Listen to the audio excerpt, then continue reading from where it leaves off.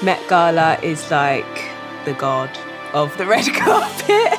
And that's the one where it's about just go nuts, Just go have a for good it. time. And that's really important too, because we all take it a bit too seriously sometimes. I think I did always want to be involved in fashion. I didn't know that I wanted to do styling. I went to a very traditional school. It wasn't really sort of there as an option as a job, but as soon as I knew it was a job, that's what I wanted to do. So I started right at the bottom, assisting for many years, and gradually worked my way up to where I am now. I loved fashion and magazine work and, editorials, but I did not know, I think, the career of styling, of a stylist really existed until I got into photo shoots and understanding the dynamics of a shoot and how it all works in everybody's part. Kind of started off working at a magazine, and I was studying at Fashion Institute of Technology in New York City. They brought a group of us over for a summer internship, and that was my first kind of dose of the amazing melting pot of culture that London is. That was kind of like my boot camp of understanding what styling was. And I've been doing it now for 10 years since I've partnered with Sarah. There's just a newfound joy. So I think I have another 10 years. I'll give girlfriend, then I have to find another partner in 10 years. It's like marriage, 3 marriages. 7-year itch. I also went to FIT and I've been styling for 11 years. I got into styling because I have literally no other skills. It's styling for me. I've been working as a stylist for about 10 years now. I started assisting whilst I was at uni. My story is that I handed in my dissertation at uni and got 3 calls literally the day after to do some of my own work. And then I left assisting and the rest is history. I did child modelling when I was younger, so I was always kind of in and around magazines and photography and fashion. I think the love of it just grew from there. I think the Met Gala is such a big night for fashion because it is a celebration of fashion and has such gravitas, and people really look to it to see what the fashion crowd are wearing. I feel like it's much more about the fashion world rather than Hollywood. Yeah, it's very exciting in that respect. You can get some really outrageous and over-the-top flamboyant outfits that you wouldn't normally see on a red carpet. It allows more creativity. People let their guards down a little bit. And, for that one night they say, you know what, this is great and I'm gonna wear it because you can get away with being a little bit more avant-garde or just a little more creative, a little more crazy or whatever the element is and the theme is.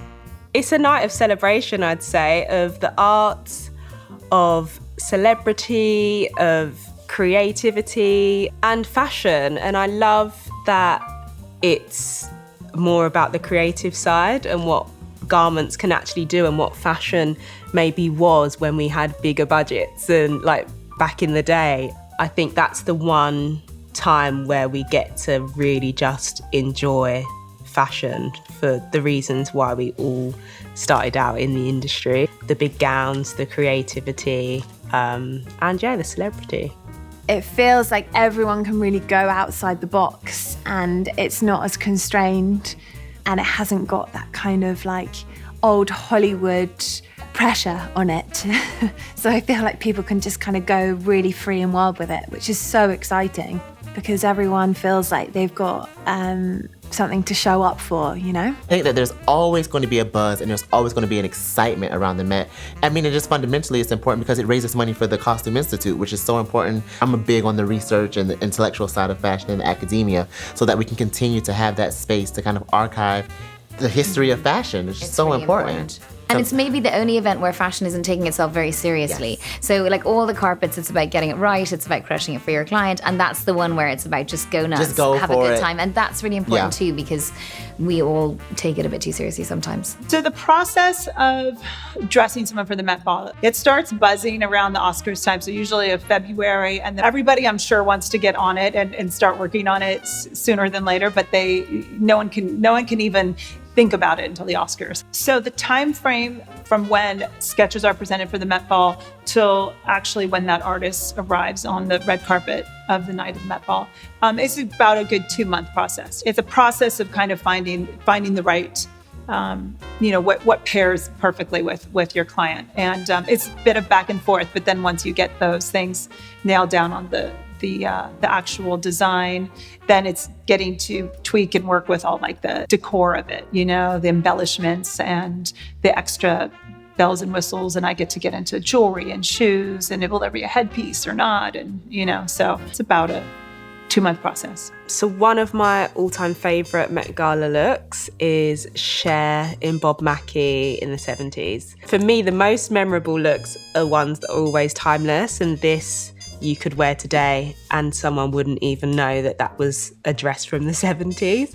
Very risque. I loved the sheerness. It just gives me like 70s disco fever, and I loved that. It was all so glamorous, but done so subtly and done in such a chic way. She really owned that. I loved that look. Could even possibly have it as like a wedding dress, Definitely one that really stands out for me is when Zendaya was Joan of Arc in Versace. She fully took on that role, but made it so fashion, and every single little detail was perfect and really felt on theme. When something encompasses the theme, you can do nothing but be in awe of how that was put together and the work that goes into it. For me, it's Liu Wen and Zach Posen. I think it's 2013 or 2014 again. Liu Wen in that sort of low teal maybe as a color. It was so unusual. It had all these kind of amazing funnels that the dress came from, and then this beautiful corset, and it was one fabric. Architecture almost. Yes, like exactly. But dress. then he managed to keep this top completely soft, and then put this incredible kind of firm structure in the bottom, but with the same fabric the whole way down. And it's just a skill set that's... He's like a design surgeon almost. Yes, When you exactly. think about how he puts... It is architecture. It's architecture when he puts together things. And I do think he's a genius. And he has an incredible ability to use quite hard, structured fabrics, but to put it together in such a feminine, soft way. And it will look like draping, but if you touch it, it's hard and incredibly structured.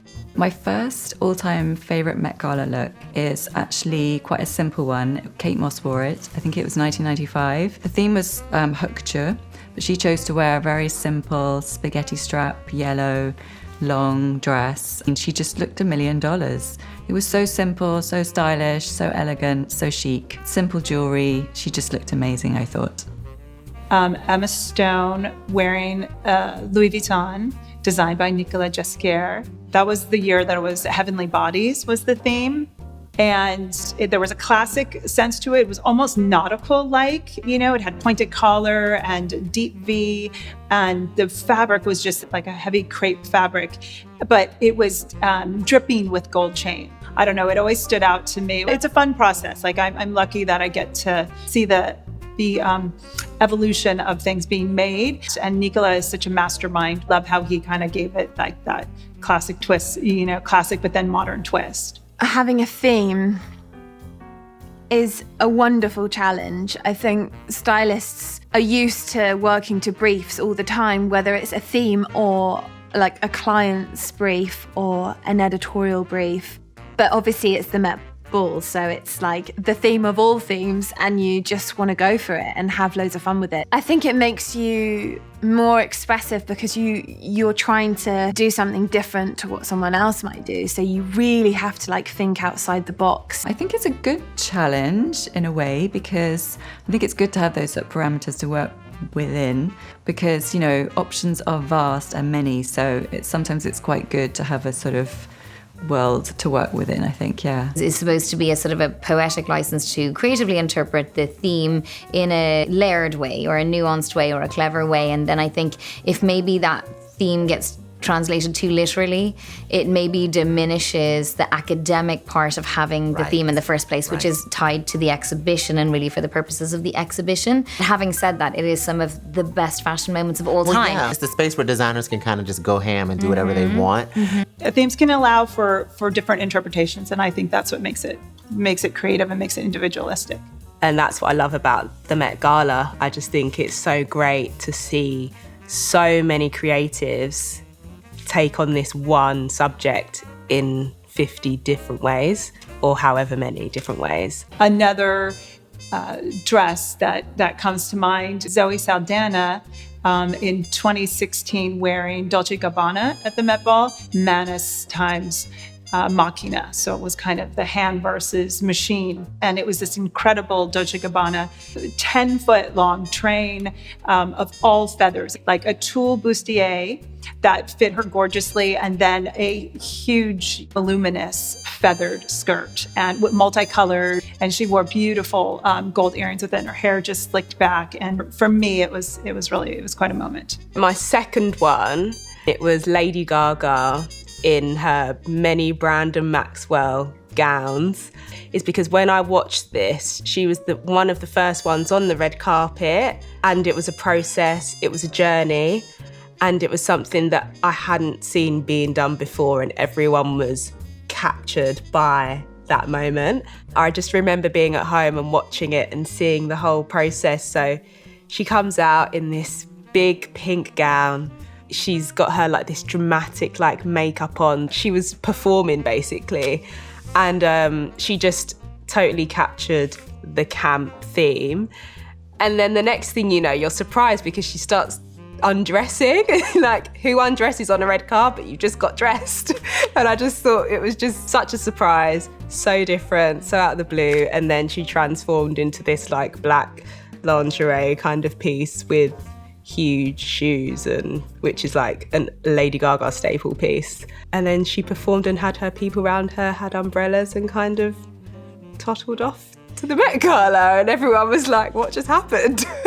Another one of my favourites was Rihanna at the Comme des Garçons exhibition. I really felt like Rihanna embodied that theme of Comme, and that dress was sculptural and artistic and everything that Comme des Garçons stands for, and for me was so iconic. But it's interesting because it was like Marmite, you know, people loved it or hated it, but I mean, she can pull off anything and everything but make it really iconic. My second one is more recent, and it's Frances McDormand, and she wore a haute couture Valentino. It was an amazing creation, green feathers coming out of this amazing headdress, and like a big cape that she wore. She really played up to that sort of whole, you know, bonkersness of the red carpet, and sort of like the Met Gala when everything's just bigger and more outrageous and more outlandish. And she's not normally one to sort of parade down a red carpet in a sort of fancy dress. So I just thought that was a brilliant take on it. Mine is hilarious because as I was researching, because I was going back and looking, because it's funny, I didn't realize this, but Rihanna thought that she looked like a clown when she wore the gold pay. Gosh. And I was like, girl, no, that's how you do theme. Like, they researched, like, they worked on her gown for like, it was quite a long time to work on it because it was haute couture. That for me ticked all the boxes of it being academic, of it being intellectual, of it pushing the envelope. She said that she drove around, she did a lap like 3 times. And one lap on Met Gala night takes like an hour. But it wasn't too much. Yes. It was right on the line, but it was not too much because she didn't do the massive train, the hand embroidery, the bold color, the fur trim, and something on her head. Yeah. They went all in on the cape and the overcoat, and then everything else was quite simple. Yeah, Simple sandal, clean makeup, little flip of the hair. The glam was gorgeous. I think that they just got right inside the line of too much, and that's why I think it worked. Right. You know a stylist has done a good job because I can tell whether that person's comfortable walking in their shoes or not. You've got Rihanna that came in, I think it was the Catholicism theme, and she came in her big, like, embellished priest outfit, and she just owned it. And it's like they did an insane job because they went all out. And then you can see other stylists that may have just done it a little bit more subtly and maybe just touched on it. So yeah, I think it's hard to judge with the Met Gala. I think that stylists have done a good job when you aren't looking at the dress, you aren't looking at the jewelry, you aren't looking at the hair, you aren't looking at the makeup, you're looking at everything as a whole, and it feels like it tells a story. And also when you see like consistently with the same person, the same actress in the way they dress, and you know that the stylist has got them and their personality, yeah, that's the sign of a truly amazing stylist.